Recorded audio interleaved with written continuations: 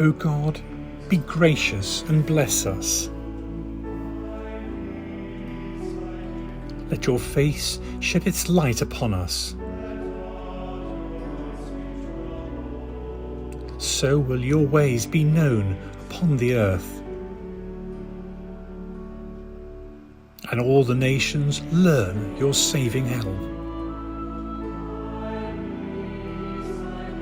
Let the nations be glad and exult,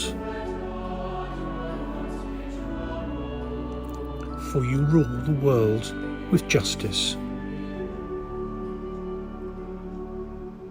With fairness you rule the peoples,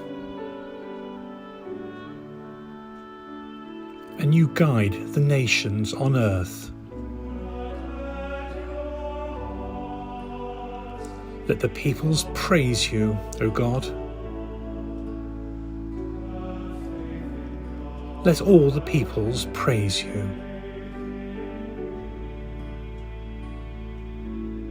May God still give us his blessing until the ends of the earth revere him. Let the peoples praise you, O God. Let all the peoples praise you.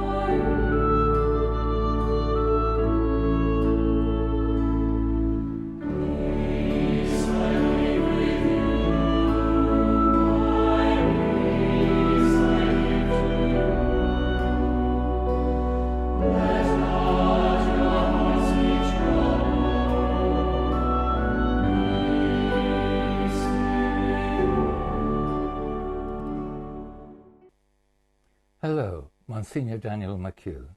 My reflection for the 6th week of Easter. A peace the world cannot give. One of the issues that came to the fore in the time of COVID was mental health. Like dementia, it can be a subject that is kept hidden because of embarrassment of admitting vulnerability in this area.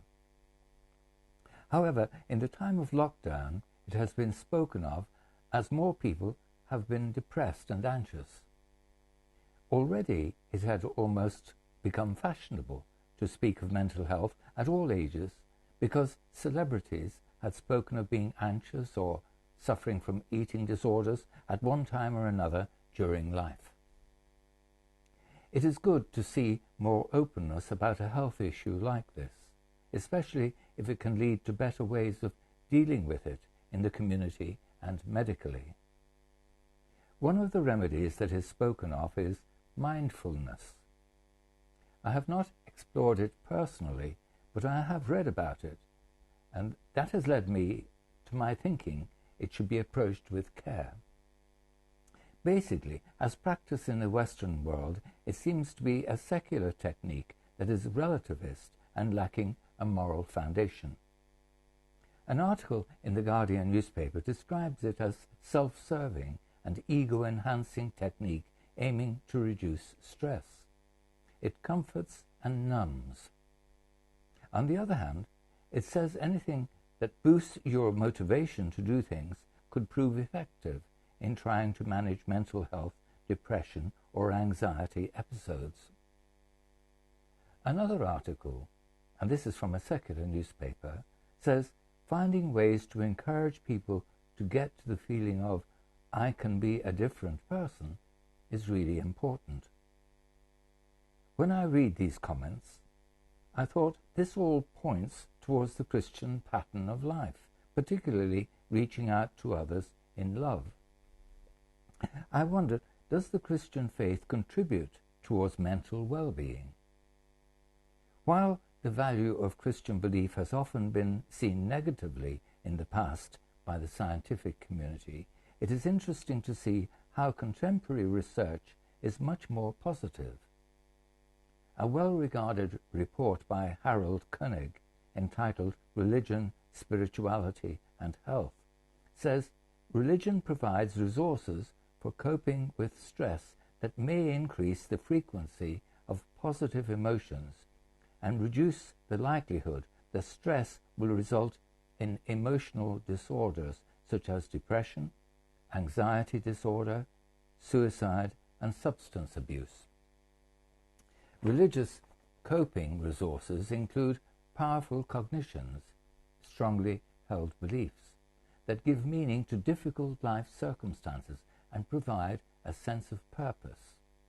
Religious beliefs have the potential to influence the cognitive appraisal of negative life events in a way that makes them less distressing. The Gospel for the 6th Sunday of Easter points to the peace that is offered by letting Jesus into our lives. Jesus says, "Do not let your hearts be troubled or afraid. Peace I bequeath to you, my own peace I give you, a peace the world cannot give. This is my gift to you." This portion of St. John's Gospel comes near the end of Jesus' farewell discourse at the Last Supper. It points to a future shaped by love, not fear. Though Jesus is returning to his Father, the disciples will not be alone, as he is sending his Holy Spirit, through whom he will remain with them.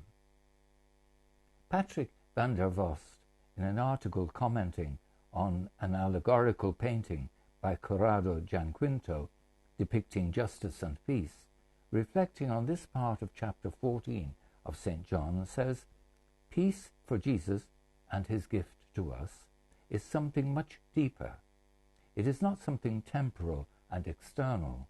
It is eternal and internal." We live in the light of the resurrection of Jesus. When we meet him, it changes our whole life, as it did for St. Paul, thrown off his horse on the way to persecute the Christian community in Damascus. The worries and mental anguish of life today have to be dealt with by all means available to us, through the health service and so on.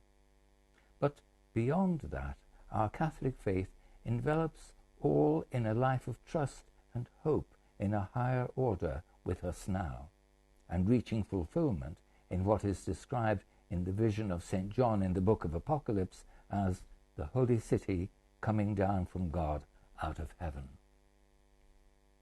There is a famous quote of St. Pio of Pietrelcina: "Pray, hope, and don't worry." Jesus has given us a peace the world cannot give.